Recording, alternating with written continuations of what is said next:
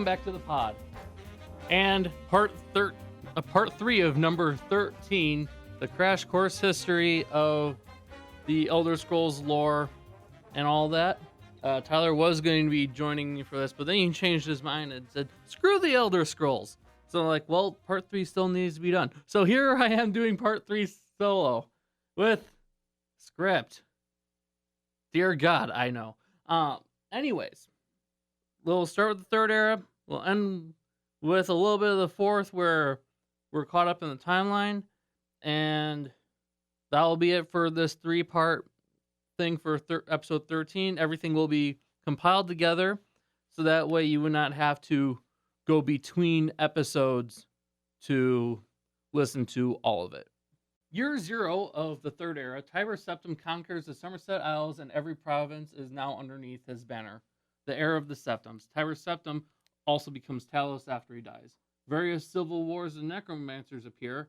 Cameron Usurper leads an army of Daedra and undead, going from Valenwood, going north into like the Hammerfell region where they're, I believe, defeated. Uriel Septim V is born later on in 2E88, tries to invade and conquer Akavir, does fail. Most of the important stuff that had happened in the third era happened at the end of the Uriel Septim VII and Martin Septim. Uriel VII is the most important emperor in the Elder Scrolls games and of the third era. The first game is called Arena.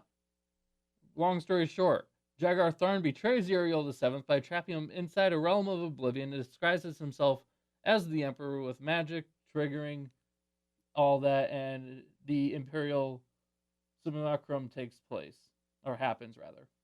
The 5-year war breaks out, and regional wars break out across Tamriel. Jagar Tharn makes a deal with Mehrunes Dagon, and then at the end, Jagar Tharn is killed, ending the, not sending anything, it's just ending the Imperial Simulacrum. Game number 2 is Daggerfall.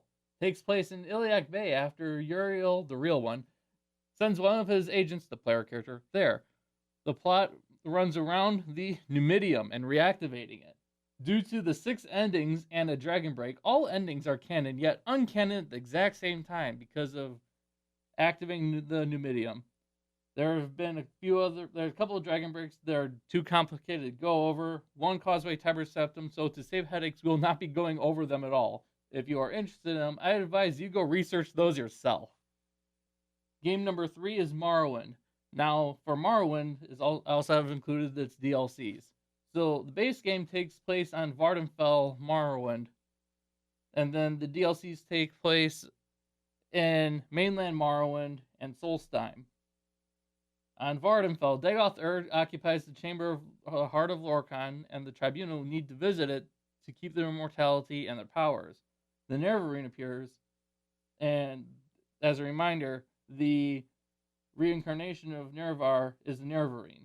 The Nerevarine destroys the Heart of Lorkhan and Dagoth which causes Almalexia to go insane and kill Sotha Sil and try to kill the Nerevarine, but gets killed by the Nerevarine during that whole thing. And Vivec just disappears. And that little bit is essentially the plot of the DLC called Tribunal.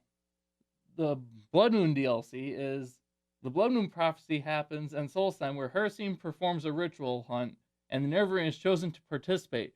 Werewolves are part of this DLC. The Nerevarine stops this and just decides to go to Akavir and just disappears outright after that. Game number 4 is Oblivion. One of the more, Morrowind and Oblivion are the best 2 Elder Scrolls games ever made. Morrowind is extremely clunky, so I'm waiting for that to get playable in the Skyrim engine, so that way I can play Morrowind and experience the story. In Oblivion, Uriel Septim VII gets assassinated, and the Oblivion gates open due to the acts of the Mythic Dawn cult, which worship Mehrunes Dagon. Uriel Septim VII's heirs are also assassinated, excluding Martin. The Daedra kill a ton of people. Martin Septim sacrifices himself by turning into an avatar of Akatosh and permanently closes the portals to Oblivion. The Grey March happens in the Shivering Isles, and that planet of Oblivion is controlled by Sheogorath. Be right there in a moment. the little sidebar of the Knights of the Nine also get reestablished by Unknown Pilgrim. Now with the Grey March, a portal opens in the Nibian Bay, and the champion of Cyrodiil enters it. The Curse of Jiglag is broken at the end, and the champion of Cyrodiil goes through the mantling process and becomes Sheogorath.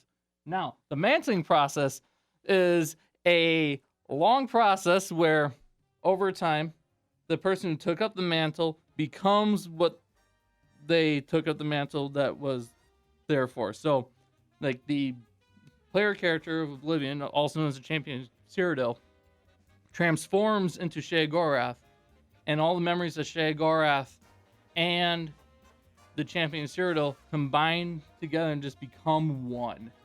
And it's a very long process, and they kind of lose themselves and become, again, what they took out the mantle to become. And who was Sheogorath, or in other words, Jiglag, just gets to permanently remain as Jiglag. So therefore, the curse of Jiglag or Sheogorath is broken. And then the first 200 years of the Fourth Era, Red Mountain erupts, Vardenfell is destroyed, and Blackmarsh secede. Valenwood and the Somerset Isles create another Almiri Dominion. The island of Artaeum disappears again.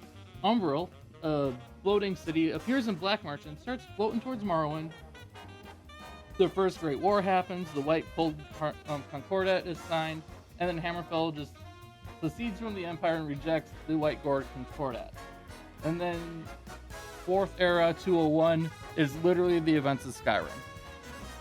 Thank you for joining the entire crash course of the Elder Scrolls, and please listen to, enjoy, and get to know us, and let us know what you think.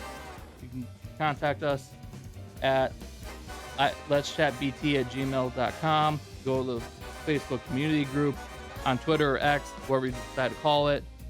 You can also use the Discord. Till then, bye.